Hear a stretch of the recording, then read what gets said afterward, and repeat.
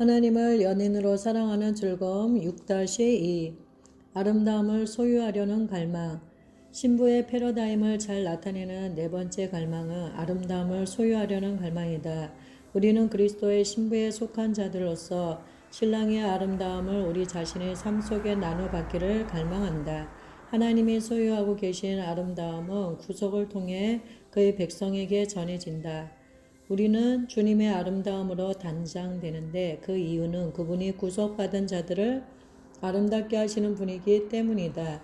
그분은 우리에게 죄 대신 아름다움을 주실 것이다. 우리가 죄로 더럽혀져 추하고 위선적이라는 느낌 대신 그분의 임재의 영광으로 인해 하나님 앞에 아름답다는 느낌을 가질 때 무언가 강력한 것이 우리 마음속 깊은 곳에서 흘러나간다. 우리가 구속 가운데 받은 아름다움은 그리스도의 신부가 드러날 때 가장 높은 수준의 계시에 도달하게 된다. 하나님께서 교회에 부어주시는 아름다움에는 서로 다른 여러 차원이 있다. 신체적인 아름다움과 영적인 아름다움이 있고 그것과 더불어 이 시대의 일시적인 아름다움이 있다. 장차 올 시대의 영원한 아름다움이 있다. 당신이 천사들의 아름다움을 뛰어넘어 영원토록 신체적인 아름다움을 소유하리라는 것을 아는가? 예수님께서 사람이 되시고 하나님께서 그를 죽은 자 가운데서 일으키셨을 때 아버지는 그를 위해 몸을 설계해 주셨다. 예수님의 부활하신 몸의 능력은 상상할 수 없을 만큼 아름답고 천사를 훨씬 능가한다. 향기가 천국에 있는 그분의 몸에서 흘러나오는데 그분이 걸으실 때 그 향기가 하나님의 성을 가득 채운다. 당신은 예수님이 천국에서 인간이라는 사실을 아는가? 그분은 온전히 하나님이시지만 또한 온전히 인간이시다. 그분이 천국에서 인간의 마음을 갖고 계시다는 것은 나에게 너무나 경이적인 사실로 다가왔다. 그리스도께 속한 두 가지의 본성의 신비는 내가 이해할 수 있는 범위를 훨씬 뛰어넘는다. 그럼에도 불구하고 그리스도의 두 가지 속성은 그분 자신에게 인간과 같은 지성과 사랑의 능력을 부여한다. 예수 그리스도의 부활하신 몸은 우리가 상상할 수 있는 가장 아름다운 몸이다. 빌립보서 3장 21절은 그와 똑같은 부활의 몸이 성도들에게 주어질 것이라고 선언하고 있다. 그가 만물을 자기에게 복종케 하실 수 있는 자의 역사로 우리의 낮은 몸을 자기 영광의 몸의 형체와 같이 병케 하시리라. 우리가 소유하게 될 아름다움은 단순히 영적인 아름다움만이 아니다. 우리는 하나님을 사랑하며 놀라운 계시 가운데 행하게 될 뿐만 아니라 다른 사람들에게 아름다운 모습으로도 보이게 될 것이다. 빛과 색깔과 향기, 초자연적인 능력과 향이 경이로울 것이다. 그런 아름다움을 소유함과 더불어 우리는 먼 거리에서도 소리를 들을 수 있게 될 것이다. 우리의 마음이 새로워질 때 그 아름다움은 신체에도 어느 정도 영향을 미쳐 우리의 안색이 바뀌게 된다. 즐거운 마음과 밝은 표정은 우리의 신체를 변화시키며 그와 같은 신체적 아름다움은 천국에서 더욱 증대된다. 우리의 신체적인 아름다움은 다가오는 시대에 온전히 계시될 것이지만 영적인 아름다움은 이 시대에도 엄청나게 증대될 수 있다. 하나님처럼 사랑하고 생각하고 느낄 수 있는 능력은 지금 이곳에서 시작된다. 주님은 앞으로의 시대에 그분의 교회를 그분 자신의 아름다움으로 단장시키실 것이다. 성경의 많은 구절들이 주님의 아름다움을 묘사하고 있다. 예를 들어 계시록 21장 2절은 이렇게 말씀한다. 또 내가 보매 거룩한 성 새 예루살렘이 하나님께로부터 하늘에서 내려오니 그 예비한 것이 신부가 남편을 위하여 단장한 것 같더라. 아버지께서 아들의 신부를 아름답게 만들어 오셨다. 하나님의 성은 그 안에서 거주하며 다스리는 이들 때문에 신부라고 불린다. 마지막 날 예수님 앞에 설 때 우리는 신체적으로든 영적으로든 아름답게 보일 뿐만 아니라 실제로 아름답다고 느끼게 될 것이다. 하나님께서 그렇게 되도록 의도하셨기 때문이다. 자신의 인격을 통해 하나님의 아름다움을 표현하려는 것은 타고난 욕구이지만 사탄은 헛된 아름다움을 얻으려는 인간적인 노력을 통해 하나님의 아름다움을 위조하려고 시도한다. 나는 체육관에서 운동을 하거나 화장 같은 것을 함으로써 자연적인 아름다움을 추구하는 것에 반대하지 않지만 한 가지 경고는 분명히 한다. 즉 아무리 그런 것을 추구한다 하더라도 아름다워지려는 마음의 갈망은 온전히 채워지지 않는다는 것이다. 자신의 신체적인 아름다움을 증진시키려는 것은 정당한 일이다. 물론 거기에는 한계가 있다. 그리고 사람들이 헛되고 육신적인 방법들만을 통해 아름다워지고 싶은 가장 깊은 차원의 갈망을 채워보려고 시도할 때 결국 그들의 마음은 많은 파괴적인 중독에 빠질 수 있다. 음식 장애와 성적인 중독 및 기타 많은 파괴적인 행동들이 아름답다고 느끼고 싶을 뿐만 아니라 아름다워지고도 싶은 깊고도 끊임없는 인간의 갈망을 왜곡된 방법으로 충족시키려고 노력한 데서 기인한다. 그러나 아름다워지고 싶은 우리의 갈망이 하나님 안에서 충족될 때 우리의 마음은 좀 더 강력한 힘을 갖게 된다. 그것은 우리가 하나님 안에서는 진실로 아름다운 존재이기 때문이다. 비록 이 시대에 드러나는 영적 아름다움이 아주 적은 분량에 불과하다 할지라도 그 적은 분량이 큰 효력을 발휘한다. 아주 적은 분량이라 할지라도 하나님 앞에서 영적으로 아름답다고 느끼는 것은 강력한 힘이 있다. 나는 내 자신의 죄와 갈등과 연약함을 잘 알고 있지만 동시에 진정한 나의 정체성은 신부임을 알고 있다. 그래서 나는 그분이 나를 즐거워하시며 그분의 아름다움이 나를 매혹시킨다는 것을 알고서 주님 앞에 나아간다. 나는 그분 앞에서 진정으로 아름답다고 느낀다. 복음의 로맨스는 열등한 쾌락의 속박에서 나를 자유롭게 하며 그때 죄악된 쾌락의 권세가 깨지기 시작한다. 성공을 향한 갈망. 신부의 다섯 번째 갈망은 위대하고 고귀한 존재 그리고 성공적인 존재가 되고 싶은 갈망이다. 이 깊은 인간의 갈망은 하나님께서 우리를 영원 무궁토록 신부이자 동반자로 보좌에 앉게 하실 때 충족된다. 그리스도의 신부로서 우리는 영원 속에서 모든 천사보다 훨씬 높은 위치인 최고의 영광과 권세의 위치를 차지한다. 예수님은 우리를 하나님 앞에서 동반자의 품위를 지닌 신부로 대하신다.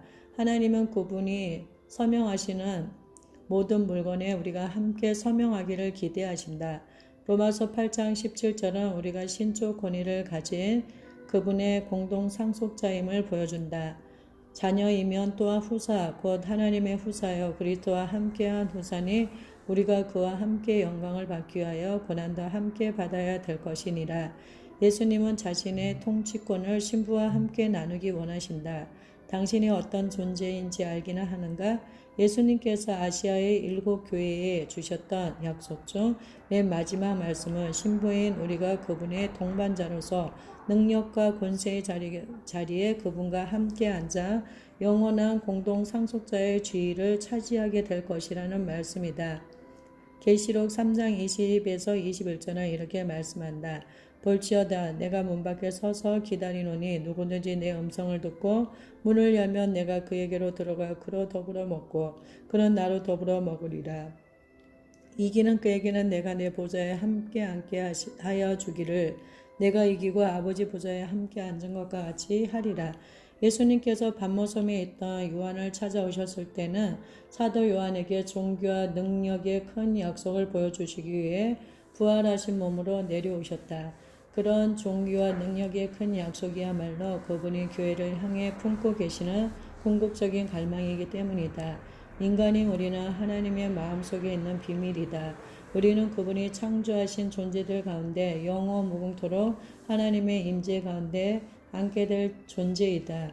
하나님의 모든 피조물을 위해 마련된 영광의 자리 가운데 가장 높은 자리는 계시록 3장 20절에 결혼잔치에 참여할 신부를 위해 준비된 것이다.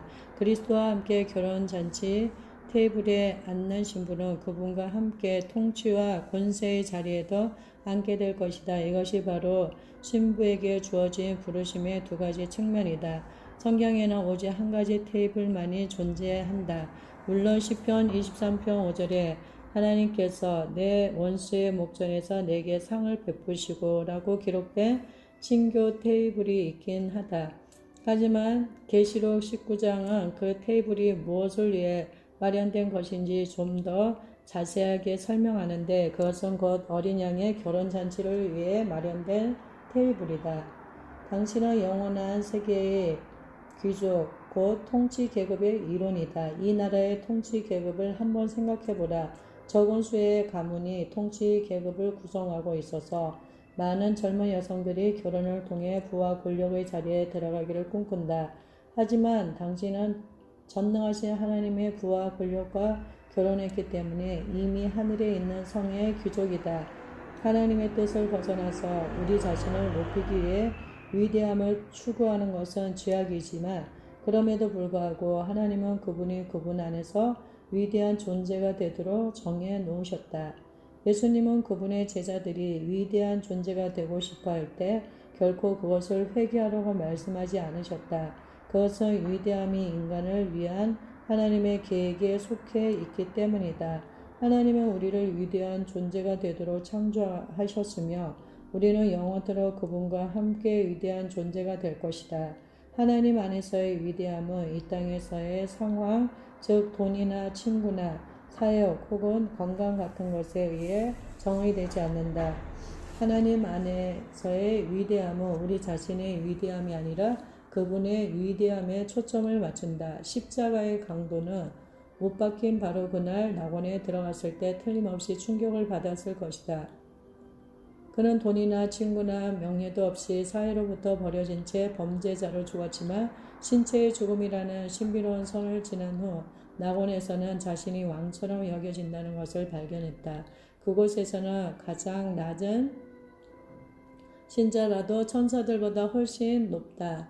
나는 그가 좌우를 둘러보며 이렇게 중얼거리는 모습을 상상해 본다. 아무도 내가 왕이라는 사실을 말해주지 않았어.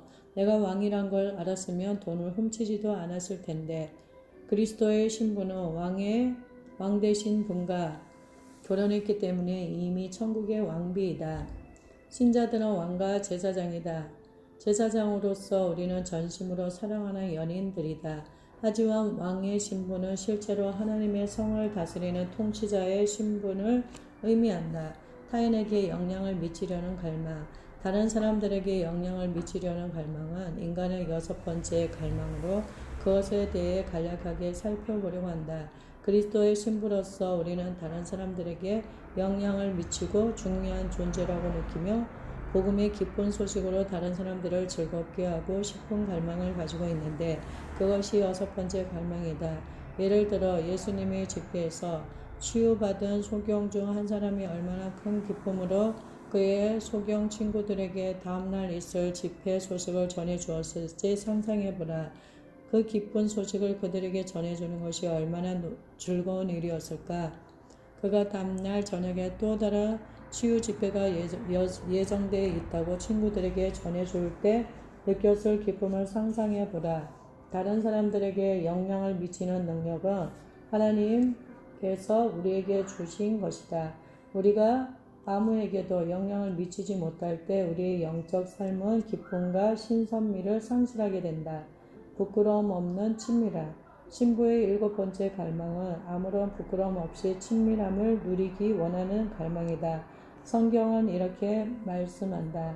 그러므로 남자가 부모를 떠나 그 아내와 연합하여 둘이 한 몸을 이룰지로다. 아담과 그 아내 두 사람이 벌거벗었으나 부끄러워 아니하니라. 창세기 2장 24절에서 25절. 아담과 하와는 벌거벗었으나 부끄러움 없이 함께 있었다. 아담과 하와는 육신적으로 결혼한 부부였다. 하지만 그리스도와 교회는 영적인 영역에서 결혼한 부부이다. 신약 성경은 위의 창세기 말씀을 다음과 같이 해석한다. 이러므로 사람이 부모를 떠나 그 아내와 합하여 그 둘이 한 육체가 될지니 이 비밀이 크도다. 내가 그리스도와 교회에 대하여 말하노라. 에베소서 5장 30절에서 32절. 다시 말해서 이 구절은 그리스도와 교회가 결혼의 관계로 연합한 것에 대한 언급이다. 예수 그리스도께서 그분을 연모하는 신부인 우리와 연합하신 것은 신성한 친밀감을 가장 강력한 형태로 표현하신 것이다. 벌거벗었으나 부끄러워하지 않는다는 것은 모든 비밀이 밝히 드러나도 부끄러움이 없다는 의미다. 하나님은 우리에게 그분의 마음속에 있는 비밀, 곧 천사들에게도 주시지 않는 비밀을 맡기신다. 베드로전서 1장 12절에서 천사들은 하나님의 비밀 가운데 어떤 것들을 알기 위해 교회를 의지한다. 이 섬긴 바가 자기를 위한 것이 아니요 너희를 위한 것임이 계시로 알게 되었으니 이것은 하늘로부터 보내신 성령을 힘입어 복음을 전하는 자들로 이제 너희에게 고한 것이요 천사들도 살펴보기를 원하는 것이니라. 하나님은 그 정보를 천사들에게 맡기지 않으신다. 사랑하는 이여, 당신이 어떤 존재인지 아는가? 하나님은 그분의 비밀을 천사들에게 가르치는 일을 위해 그분의 신부인 당신을 선택하셨다. 거룩한 로맨스로의 초대. 성령님은 로맨스 곧 하늘의 신랑과 그분을 기다리는 신부의 장엄한 사랑 노래 속으로 들어오라고 당신을 초청하신다. 이 복음의 로맨스는 당신의 마음을 떨리게 하고 당신 안에 있는 깊은 갈망들을 충족시켜 줄 것이다. 친구여, 이것이 바로 즐거운 거룩함의 열쇠이다.